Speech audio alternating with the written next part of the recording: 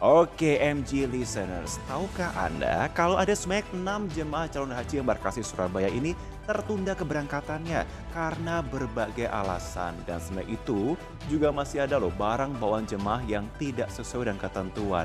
Seperti apa gitu ketentuan yang sesuai yang bisa diterima begitu ya. Coba kita langsung bergabung bersama dengan jurnalis Media Group ada Anwar Fuadi dari Surabaya. Saya akan coba sapa. Halo Adi, selamat sore. Sudah bergabung kah? Selamat sore, Marvin. Iya. Adi, jadi bolehkah dirangkum ini apa ya penyebab tertundanya keberangkatan 6 calon haji asal Surabaya ini? Ya, Marvin, untuk 6 calon haji asal embarkasi Surabaya yang tertunda, ini 3 diantaranya mengalami kendala, yaitu ada kesalahan pada dokumen visa. 2 dari 3 ini ada kesalahan nama dan juga penulisan jenis kelamin di visanya, namun pihak Kanwil Kementerian Agama Provinsi Jawa Timur memastikan masalahnya sudah selesai dan jemaah haji ini bisa segera berangkat begitu. Dan tadi kami juga melihat jemaah haji yang berasal dari kloter 4 ini sudah menjalani tes PCR sehingga apabila hasilnya telah negatif ini bisa diberangkatkan ke kloter selanjutnya. Sedangkan untuk 1 jemaah lainnya yang mengalami masalah dokumen atau visa ini dikarenakan tanggal kelahirannya lewat 1 hari. Usianya lewat 1 hari dari batas yang telah ditetapkan oleh pemerintah yaitu 65 tahun. Dan saat ini masih menunggu keputusan dari Dirjen PHU apakah boleh tetap berangkat atau tidak. Nah, nanti masih menunggu keputusannya. Sembari menunggu jemaah haji asal Lamongan ini telah pulang dari asrama menuju rumah kerabatnya yang ada di kota Surabaya.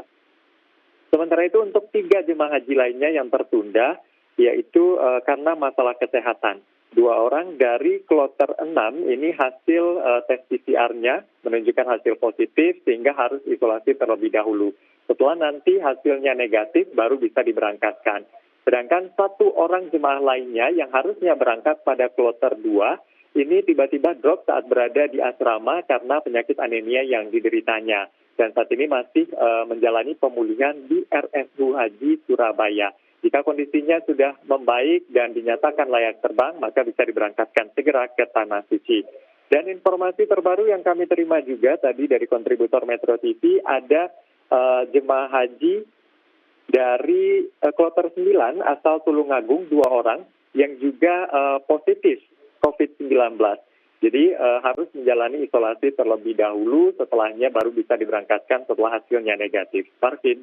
Adi, ini memang cukup ramai ya yang 65 tahun lebih 1 hari ini di media sosial ramai sekali nih ngomong-ngomong ya terkait dengan hal ini. Tapi berarti kalau Iya. kita totalkan berarti ada berapa total calon haji yang belum bisa berangkat totalnya? Apakah 6 gitu Oke. atau ditambah 2 tadi? Iya.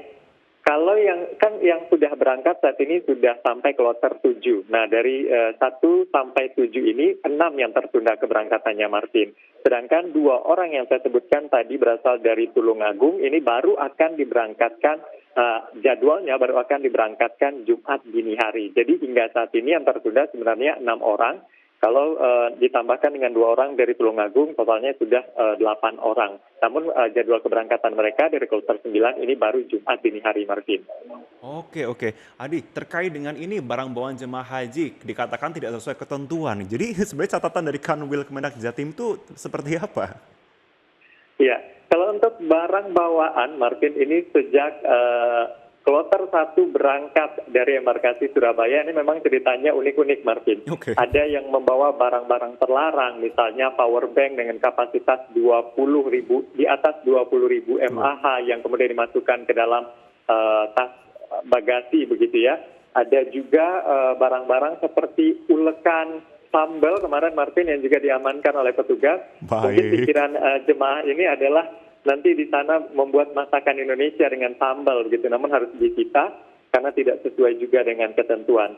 Dan terbaru tadi ada ditemukan uang sebesar 150 juta rupiah yang dikemas sedemikian rupa begitu ya, dibungkus lalu dimasukkan ke dalam dirigen yang bagian atasnya sudah dipotong lalu ditimpa lagi dengan beras, Martin. Jadi memang dimasukkan ke dalam beras dan dikemas sedemikian rupa. Namun karena sudah masuk X-ray, ini diketahui oleh petugas dan akhirnya jemaah yang bersangkutan ini jemaah asal Tulungagung. Jemaah tersebut kemudian dipanggil begitu dan dimintai keterangan.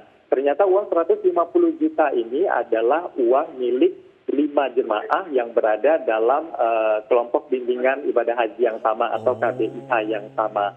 Dan ini harus dibuatkan pengantar karena uangnya di atas 100 juta rupiah, Martin. Selain itu tadi juga ditemukan ada kacang hijau, sagu mutiara, sambal, dan juga mie instan dengan jumlah yang banyak begitu yang dimasukkan ke dalam koper jemaah haji. Jadi itu yang menjadi catatan dari Kanwil Kemenak Jawa Timur, jemaah diminta untuk memperhatikan lagi barang bawaannya. Jangan sampai ada barang-barang terlarang, jangan sampai overweight begitu ya, karena sudah disosialisasikan sejak tingkat kecamatan, kabupaten kota, hingga sampai di embarkasi sudah disosialisasikan bahwa koper maksimal hanya 15 kilogram. Tas yang dibawa ke kabin pesawat maksimal 5 kilogram saja. Dan itu harus benar-benar diperhatikan, jangan sampai barang-barang berbahaya atau barang-barang yang sebenarnya tidak perlu dibawa ini juga dimasukkan ke dalam koper, seperti beras misalnya. Mungkin ada kekhawatiran di sana nanti makan apa gitu ya. Tapi pihak Kanwil Kemenak Jatim sudah menjelaskan sebenarnya selama berada di Tanah Suci ada 191 kali porsi makan yang sudah ditanggung oleh pemerintah. Nah, soal uang ini sebenarnya kan sudah ada jatah 1.500 rial. Namun tentu ada alasan tersendiri juga bagi jemaah gitu ya untuk membawa uang lebih, mungkin untuk beli oleh-oleh atau keperluan lainnya. Martin. Iya betul, itu padahal juga jadi salah satu sosialisasi ya, kalau kita mengatakan syarat uang itu ya ada ya, padahal kok seperti syarat imigrasi misalkan maksimal membawa uang cash 100 juta rupiah atau maksimal 10.000 USD itu kan memang sudah jadi ketentuan bersama ya. Tapi kenapa bisa seperti itu ya? Apakah karena memang sosialisasinya itu kurang sehingga para calon haji ini tidak paham begitu atau memang belum terselesaikan ya sosialisasinya? Ya, kalau dari pihak Kanwil Kemenak sebenarnya mereka mengatakan sosialisasi sudah dilakukan sejak awal. Namun pihak dari calon haji sendiri mengatakan ada yang tidak tahu, ada yang mencoba-coba begitu peruntungan, oh kali aja lolos begitu Martin.